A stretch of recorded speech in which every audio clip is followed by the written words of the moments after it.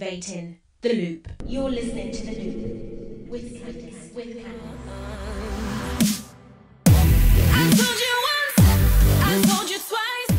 So today I'm with the newest, hottest female taking over the UK urban scene by storm.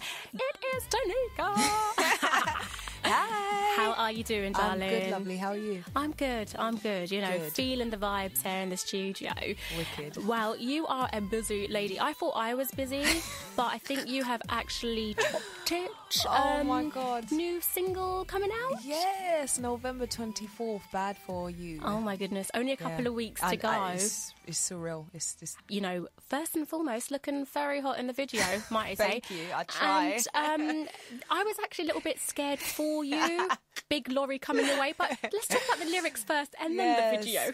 The song, I wrote it. I was hungover. I know it sounds like it's so repetitive. It's so like it's really bad, but yeah, story of my life. But had a session with this guy called Emeli Sandé, who produced and wrote some of the song with me, and he's a genius. So I went in there, and he was already like made the beat, and I literally took out my laptop and it was like, you call, I come, and then he was like, oh, what you writing there? And I was like, I'm just no good. And he was like, what do you mean? I was like, I'm just no good. Like, guys I don't really want a boyfriend, you know, like it's nothing serious. Like, I'm bad for you. Don't fall in love with me. And he was like, bad for you? What, as in bad for you? And I was like, yeah, bad for you. And literally within, like, not exaggerating, within 40 minutes, I was laying the vocals, yeah. Oh my gosh. Yeah. That is kind of like a classic thing right there. Yeah, Do you know what I mean? Just like bash it out yeah. within an hour. Yeah, it was crazy. Okay, so let's talk about the video. Like I said, a little bit scared for you. Mm-hmm. Were you literally lying there on the floor being a bit like, what have I gotten myself into? No, do you know what? Because the beginning of the video, when the truck's actually driving and coming up like that, actually, like I was laying there and I can hear the truck, but I kind of like a bit of danger. That sounds cliche because I say it in the second verse, but yeah, I actually do. But the thing is, see, that scares me because you can hear the danger, you can hear the rumbling of the engine, but you can't really see it. Do you know what I mean? Do you know what it is? I put the guy who was driving the truck, his name was Trevor. And my dad's name's Trevor. So I kind of automatically just believed in him. I was like, you trusted him. You Yeah, trusted in the name. his You name- trusted in the person who had the name. Yeah, I was like, do you know what, Trevor? I'm trusting you with my life here. And he was like, yeah, it's fine. And I must say also, Trevor seemed to have a few moves on him in the He lorry. was twagging. The truck was... I was slightly jealous of the truck that I couldn't bust out those moves myself. Is that quite strange? I had to wind up myself because I'm like, these wheels are doing this own thing.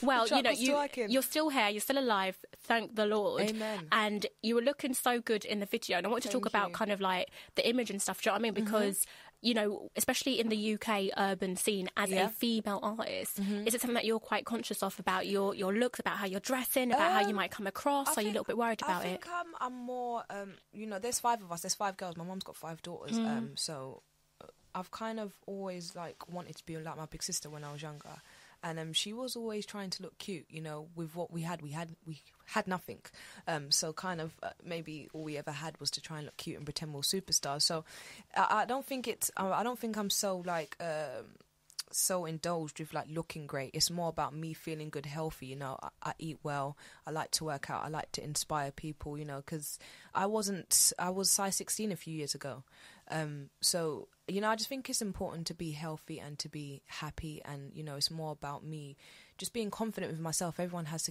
insecurities, I have insecurities, you know, so I just work with what I have, you know. Do you think that, you know, as time goes on and stuff, and, you know, you're going to be out there, younger girls will be looking at you and stuff, do you think you might kind of compromise, you know, your feelings and your beliefs a little bit? I don't know. If someone says to you, like, yeah, wear this outfit here, show off the curves. No, you see, I'm very, you know, my family, we come from you know, we come from the Caribbean. And, you know, obviously, you know, the carnivals come down in our culture and that good stuff. And it's just like, it doesn't matter if you're size 16, size 18. Like, put on what you want. Yeah. You know, it's not, you know, I would never be naked in the video. You know, I'd never go to that extent. But if you know, you feel cute to wear shorts, wear shorts. It doesn't matter how fit you are or if you're unfit, you know, like, you just wear what you want, you know, kind of thing. I'm not trying to, make little girls believe that you have to wear anything, but wear what you're comfortable in. If you're comfortable in joggers, then cool. If you're comfortable in batty riders like I am in the summer and I love wearing it, then, you know, wear that. Like it. I'm more of a kind of like tracksuit bottoms girl, just like comfort, just throwing a hoodie. Yeah, that's the way to do it. See, I like hoodies, but I don't wear tracksuit bottoms. Oh, okay. No, you're looking good. You're looking good. Well, talking about the new single Bad For You, I thought let's mix things up a little bit. Okay. Play a little bit of a game because I want to kind of know, well, what guy is right for you? Do you see what I did there? I like that. Yeah, I like that. Thinking outside the box. Yeah. So I printed off some images of, young, nice males. I knew you was coming with something, Yes, you know. yes. I like to kind of mix it up here in my interviews. And I want to see what type of guy is right for you, or if he's okay for you, or if he's just actually just bad for you. All right. So I'm going to start with somebody sporty. Okay. And I know nothing about sport, may I add. I'm holding up a picture of the Arsenal player, the Alex Oxlade-Chamberlain. I see him all the time. He lives around in Hertfordshire, so I see him quite a lot. Okay, so you have a bit of a personal connection with him already? No, not. No. Yeah. Yeah. No, he's not my type, but yeah. So we'll say okay. Okay. Okay. Okay. Yeah. Okay. I'm moving on to someone more artistic, Mr. Taye Diggs. And, he's featured in House to Look at Her Groove Back, The Best Man, and Chicago. The Lord was showing off when he made him. He is good for you. Yeah. No, he's probably bad for you because he's so good. Yeah. You know, you see the way I twisted that? I like what you did there, yeah. Tanika. I like what you did with that. I think, last but not least, let's just go to the big guns. Royalty. Prince Harry. Hold tight, Served Prince Harry. on the front line, But Afghanistan. You know, you could be a princess right now. I wouldn't take the throne because he's not my cup of tea. Wow. Yeah. You're giving up the potential throne. I'd give up the potential throne because I believe we're all royals anyway. We've been royals for hundreds of years, thousands, centuries. Like it.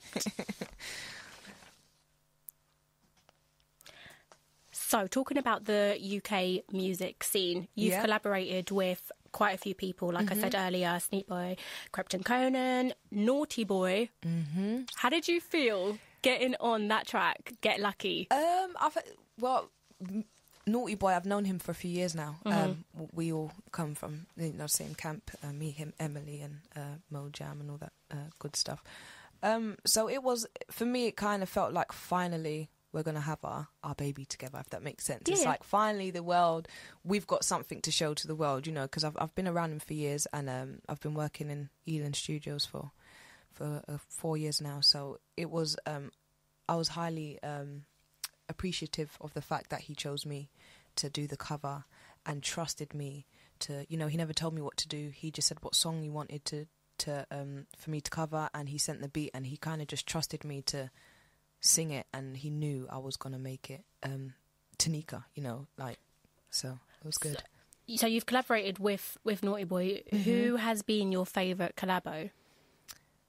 Or is it quite, you don't want to kind of like upset anyone? No, do you know what? It was to be like, I enjoy probably one of my favourite, you know, I write with Emeli quite a bit. Emeli Sandé, she's a good friend of mine, and I'm always in awe when we're writing together, or, you know, creating music, or even just talking about music or making melodies. But DVS, to be honest with you, was, for me, it felt a bit liberating, because we've come from the same place, you know. We for him to come from where I'm coming from, for him to even still be alive and just being brave and doing what he wants to do with rap and taking it to a place, him being on the song and me and him, like, it kind of felt like, yeah, like we're here, you know, and we made it out of all of that, and we're focusing on this good stuff. So DVS, to be honest with you, is probably the best.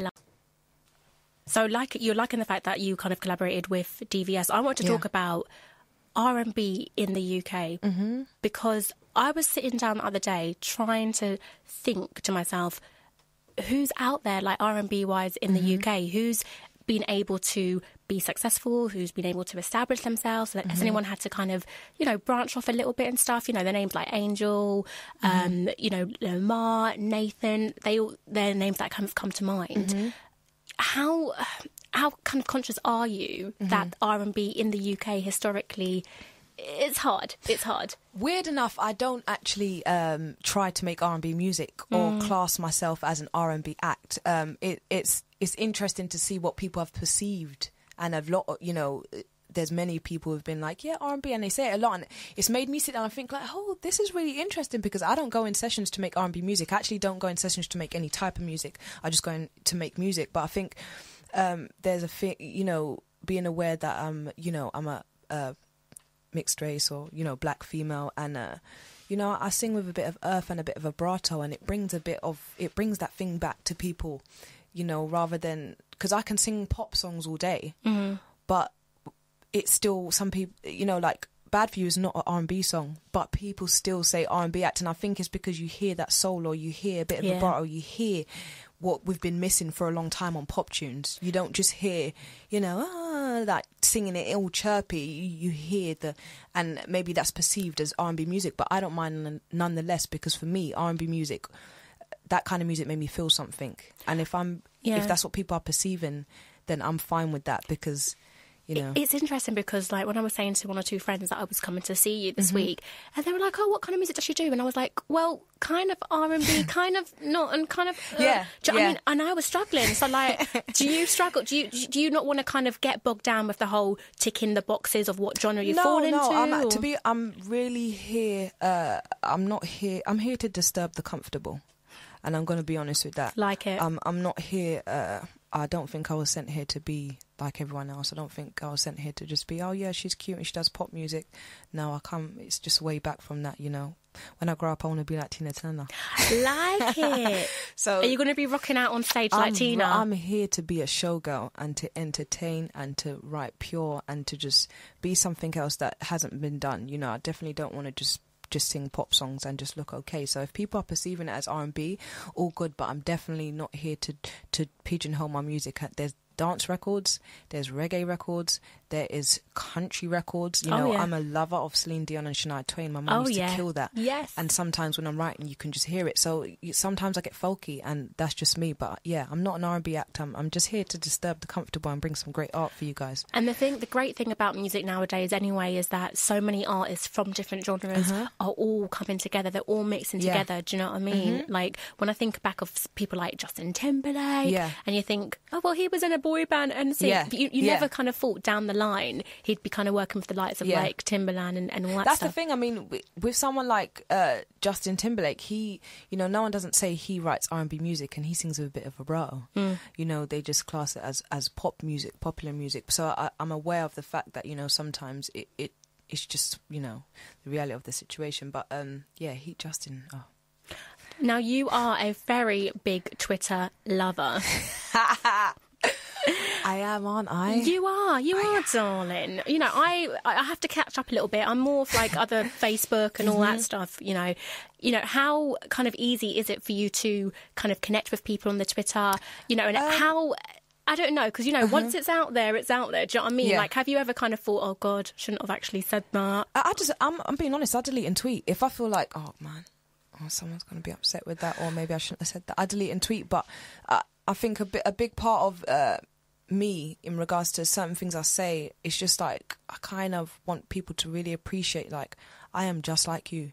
I am no different. I don't, I am here to inspire and everything else, but I want people to respect my honesty and respect me, because for a long time I always used to feel like, oh, I've grown up in a certain place, or I'm not that articulate and I'm not all of that good stuff. But it's like, I'm not going to apologise for being me, and I love the fact that people have that they love it, and it makes me feel more confident, like, just be you, don't shy away or try to pretend to be someone you're not. Is that a little bit scary though? Because you don't want to upset scary. people. It's do you know what I mean? Scary. When it comes to other artists out there and stuff. I think bringing out Bad For You was scary, but you don't really hear girls of today, unless they're rappers, saying, look, I just want to have some fun. I'm not trying to be your girlfriend. Like, I'm not here for your heart. Let's just have fun and keep it moving. So for me, even bringing out Bad For You was a bit scary, and it was very brave and bold. But if I don't give everyone an opportunity to see the real me, then I'm probably going to do myself halfway down a line when everyone thinks I'm this attractive pop girl who's all of that, and no, it's definitely not me. So I'm glad that they've given me the opportunity to just be me, and people have accepted it. It means the world to me. I love it. May we see many more tweets from you. I wanted to finish off by find out from you, what are your plans for the new year? 2014, what is Tanika doing? 2014, Tanika is going to give you some music that she's been working on for a few years. Tanika's ready to up the pace on her shows, and Tanika's ready to up the pace on her entertainment and her dancing and her writing. And I'm really just gonna put my foot down and give you guys everything I got and everything I sweat for. Well, I think I cannot let you out of the studio before just giving us a little bit of a treat of a bit of vocal talent from Tanika. You know, the best way for people to know your music is to get a snippet How of come what you you can trusted offer. that? I might just turn around and you'd be like, oh my God, that was all the studio work. I like that. I think more people should do that, actually. Yeah. Well, I'm putting you under pressure a little bit, you know. The spotlight is on you, girl. Okay. You call, I come, sunrise, I'm gone. You're looking like you wish this was more than fun. See you kiss and I don't. My love you don't own. Baby, we could never be more than fun. Damn, girl. Giving me goosebumps. Wish I could sing like you. You sound so beautiful and so brilliant. Can't wait to see you in the new year. Thank you. Activating the loop. You're listening to the loop.